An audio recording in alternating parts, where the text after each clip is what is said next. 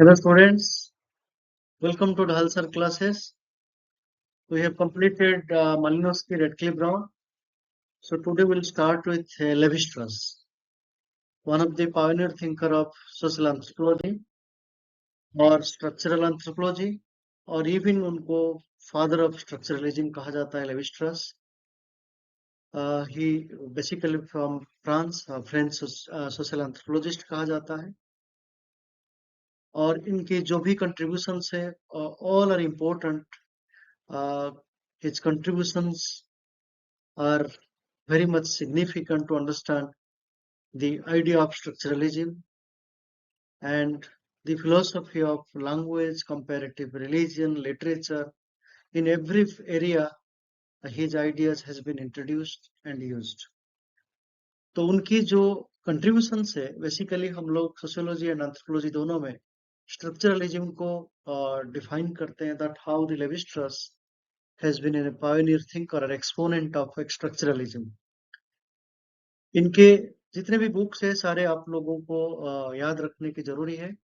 One of the most important book the elementary structures of kinship जिन्होंने 1969 में लिखे थे. फिर structural anthropology 1958, totemism 1962, savage mind वो भी एक इम्पोर्टेंट बुक है 1966, मिथोलॉजिक्स जिसमें मिथ एंड रियलिटी के ऊपर लिखे हैं, the raw and cooked 1964, from honey to ashes उसको भी लिखे हैं, The Origin of Table Manners, The Naked Man, Structural Anthropology, Myth and Meaning.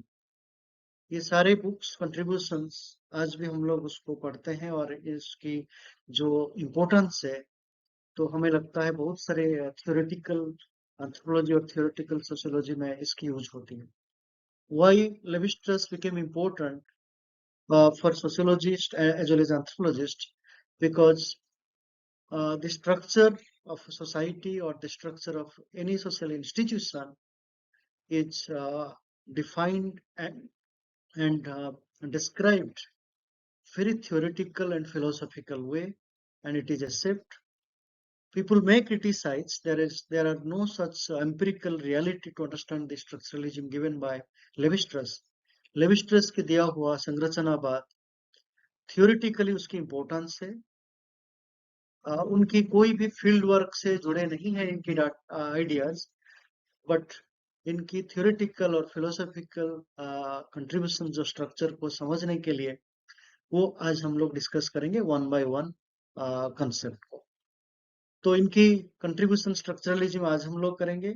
इसके अलावा उनकी जो स्ट्रक्चर एज ए मॉडल संरचना एक प्रारूप की तरह है वो कैसा है, किस तरीके की मॉडल की बात करते हैं वो भी, और एक अलायंस थ्योरी जब हम मैरिज को समझते हैं एक्सचेंज ऑफ ब्रदर्स डॉटर्स तो वहां पे अलायंस थ्योरी जो लेवी-स्ट्रॉस की आती है. फिर एक बाइनरी अपोजिशन, जो लोग बाइनरी अपोजिशन लेवी-स्ट्रॉस को नहीं समझे होंगे सो डेरिडा की अपोस्ट्रक्चरलिस्ट नहीं समझ पाएंगे, क्योंकि बाइनरी अपोजिशन जैसे ब्लैक व्हाइट प्लस माइनस एक की मीनिंग जानने के लिए दूसरे की जरूरी है, दूसरों को जानना जरूरी है, तो दोनों एक दूसरे के ऊपर डिपेंडेंट है टू अंडरस्टैंड द मीनिंग. इसको भी हम डिटेल से आपको बताएंगे. मॉडल ऑफ किनशिप, माइथोलॉजी, मिथिन एंड टोटेमिज्म, ये सारे कंसेप्ट को हम वन बाय वन लेक्चर में डिस्कस करेंगे. आज हम लोग स्ट्रक्चरलिज्म क्या है अकॉर्डिंग टू लेवी-स्ट्रॉस उसको डिस्कस करेंगे. जैसे कि मैंने कहा he is considered as a father of structuralism. ये संरचनावाद की जनक माना जाता है, क्योंकि जब स्ट्रक्चर की बात करते हैं वो स्ट्रक्चर आपके लिए कितना इम्पोर्टेंट है, और ये जो इम्पोर्टेंस है हम उसको किनशिप से लेके आर्ट, माइथोलॉजी, रिलीजन, रिचुअल सारे कंसेप्ट के साथ जोड़ के उनकी जो स्ट्रक्चर को समझने की प्रयास करेंगे. ये स्ट्रक्चर ह्यूमन माइंड का जो एक कंट्रीब्यूशन है, that how it produced from the human mind, and ये एक मॉडल भी है जो रियलिटी में आपको नहीं दिखाई दे रही है, but it is existing to understand the social reality. ये एक अनकॉन्शियस इंफ्रास्ट्रक्चर भी है और इसके अंदर रिलेशनशिप की बात करता है। ये जब भी हम लोग लेवी-स्ट्रस की संरचनावाद को समझते हैं, वो कहते हैं किसी भी सोशल स्ट्रक्चर को अगर समझना है, तो उससे जुड़े हुए वैल्यूज और आइडियाज को जानने की जरूरी है। So that means even it is religion और फैमिली और मैरिज और किनशिप, ये सारी चीज की अगर स्ट्रक्चर को समझना है, और ये स्ट्रक्चर तभी समझ सकते हैं जब उससे जुड़े हुए आइडियोलॉजीज, वैल्यूज, और इसको हम लेवी-स्ट्रस की भाषा में मेटाफिजिकल एजम्पशंस कहते हैं। Without the metaphysical assumptions the social structure can not be built. Even उसकी क्रिटिसिज्म्स हो सकती है, उसकी कमियां हो सकती है, बट जब भी कोई सोशल स्ट्रक्चर की बात करते हैं, तो उससे क्यों बना हुआ, उससे जुड़ा हुआ कुछ आइडियोलॉजी, कुछ विचार, कुछ वैल्यूज जरूर जुड़ा हुआ है। और जब हम लेवी-स्ट्रस की स्ट्रक्चरलिज्म की बात करते हैं, वो हमेशा स्ट्रक्चर को इम्पोर्टेंस इसलिए दिए हैं क्योंकि that is the important aspect to maintain the social order और सोशल रियलिटी। समाज को ऑर्डरली या व्यवस्थित बनाने में सोशल स्ट्रक्चर हमेशा एक इम्पोर्टेंट रोल करता है। इसकी परिवर्तन को वो एक्सेप्ट नहीं करते हैं, और इसीलिए उसको कहते हैं मेटा स्ट्रक्चर, क्योंकि ये हमारी अ, जो इंडिविजुअल की रोल है, उससे कई ज्यादा रोल है एक कलेक्टिव कंसेप्ट से जो जुड़ा हुआ structure. So structure is always an important. अगर आप इसको दुर्खाइम के साथ जोड़ेंगे, तो स्ट्रक्चर को सोशल फैक्ट भी कह सकते हो, बट यहाँ पे स्ट्रक्चर इज स्टाटस को, जो समाज को चलाने के लिए जो व्यवस्थित रूप में समझने के लिए जो जैसा बना हुआ है, वो ऐसा ही सही है। तो marriage, family, kinship, religion, caste, art, rituals, any traditions, ये सारे चीजें जैसा है वो ऐसा ही सही है।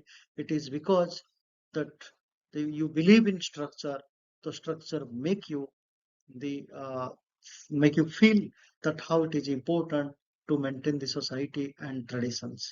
समाज और उसकी परंपरा, उसके समाज से जुड़े हुए वैल्यूज को अगर बचा के रखना है, तो उसमें हमारी स्ट्रक्चरल इम्पोर्टेंस और रिलेवेंस को समझने की जरूरी है।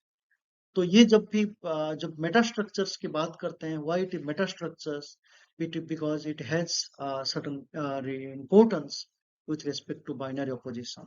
जो बाइनरी ऑपोजिशंस की बात कहा, उस बाइनरी ऑपोजिशन ये कहता है there is plus minus, black white, male female, good bad, light dark. ये जो स्ट्रक्चर की जो दो साइड है, and one is dependent on another.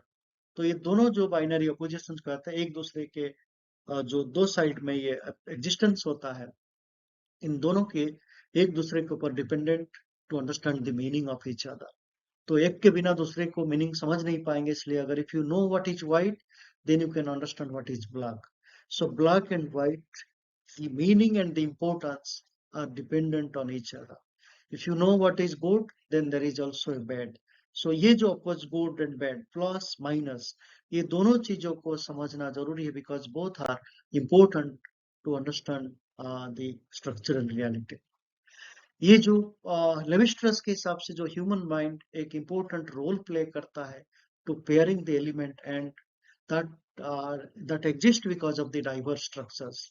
और ये जो पेयर है अपोजिशंस है, बट ये इस अपोजिशंस को समझने के लिए you have to understand that how the structure has been created through the mind of human being.